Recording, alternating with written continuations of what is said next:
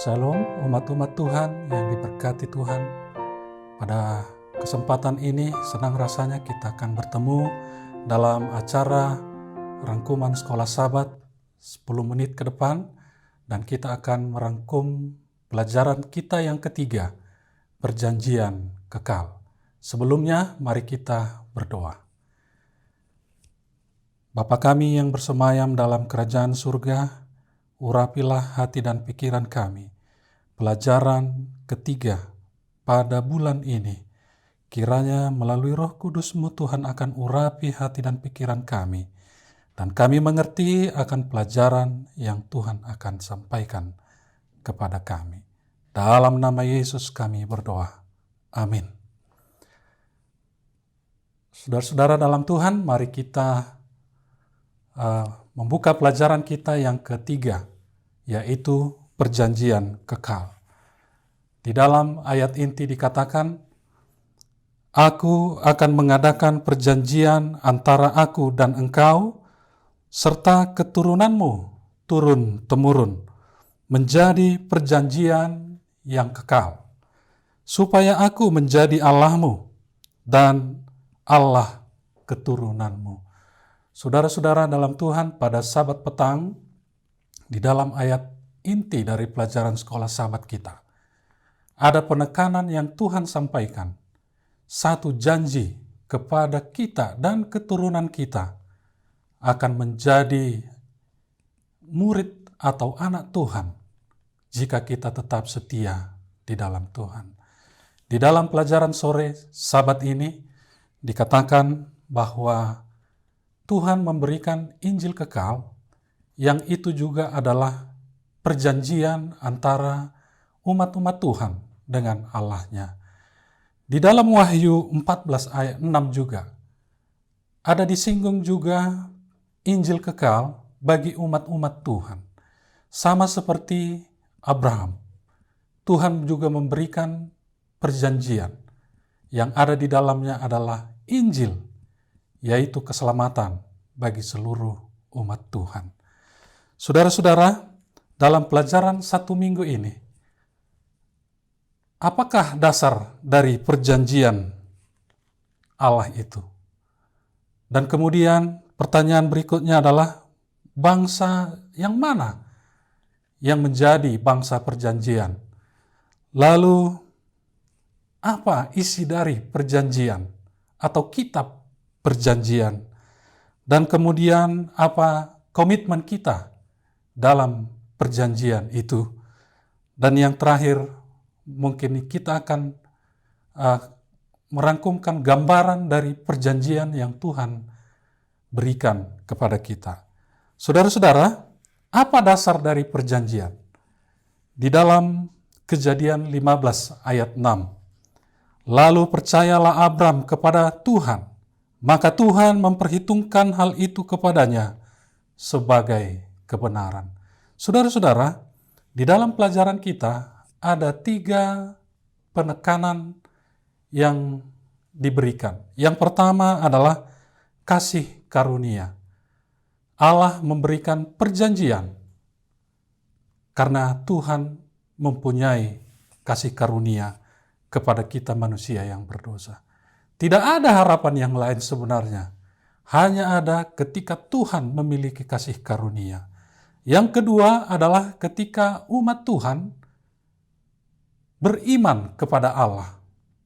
Ketika Allah memiliki kasih karunia yang begitu besar, manusia atau umat Tuhan harus menerimanya dengan iman.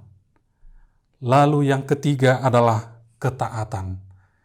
Seorang yang beriman diajarkan dalam pelajaran ini, kita harus taat untuk melakukan segala perintah-perintah Tuhan. Dikatakan dalam pelajaran ini, tetapi beginilah perjanjian yang kuadakan dengan kaum Israel sesudah waktu itu. Demikianlah firman Tuhan, yaitu Aku akan menaruh Tauratku dalam batin mereka dan menuliskannya dalam hati mereka. Saudara-saudara, begitu mulia rencana Tuhan menyelamatkan kita melalui kasih karunia yang begitu besar diberikan kepada kita. Saudara-saudara, kita beranjak ke berikutnya, yaitu bangsa perjanjian. Saudara-saudara dalam Tuhan, kita mengetahui Abraham adalah bapa orang percaya. Dia dibenarkan karena perbuatannya. Lalu dia atau Abraham memiliki keturunan yang kita juga sudah tahu, yaitu bangsa Israel. Dan saudara-saudara, dalam pelajaran ini dikatakan, Ulangan 9 ayat 5. Bukan karena jasa-jasamu atau karena kebenaran hatimu, engkau masuk menduduki negeri mereka, tetapi karena kefasikan bangsa-bangsa itulah Tuhan Allahmu menghalau mereka dari hadapanmu, supaya Tuhan menepati janji yang diikrarkannya dengan sumpah kepada nenek moyangmu, yaitu Abraham, Ishak, dan Yakub. Saudara-saudara, Allah sudah memberikan perjanjian kepada Abraham menjadi bapa orang yang percaya, dan keturunannya akan mengalahkan Allah daripada Abraham. Dan janji itu juga kita terima sampai saat ini. Saudara-saudara, di dalam pelajaran hari Senin sore, Allah menekankan bahwa Allah juga bekerja terhadap keselamatan kita. Allah memiliki rencana besar terhadap kehidupan kita di masa yang kekal nanti. Coba saudara bayangkan sekiranya kita sebagai manusia tidak ada rencana keselamatan, maka kita mungkin tidak berguna hidup sampai hari ini. Dikatakan lagi, keluarnya bangsa Israel dari Mesir yang merupakan simbol kasih karunia Allah yang menyelamatkan adalah juga berdasar pada perjanjian yang Tuhan telah buat kepada para bapa mereka. Saudara-saudara, itulah Tuhan bekerja di dalam segala janji yang sudah disampaikan. Kita akan lanjutkan ke yang berikutnya adalah kitab perjanjian atau isi daripada perjanjian itu. Di dalam Ulangan 4 ayat 13. Dan ia memberitakan kepadamu perjanjian yang diperintahkannya kepadamu untuk dilakukan, yaitu ke-10 firman, dan ia menulisnya pada 2 loh batu. Saudara-saudara, kitab perjanjian ditulis dalam 2 loh batu, yaitu 10 firman. Saudara sudah mengetahui 10 firman, tetapi Allah mengatakan dalam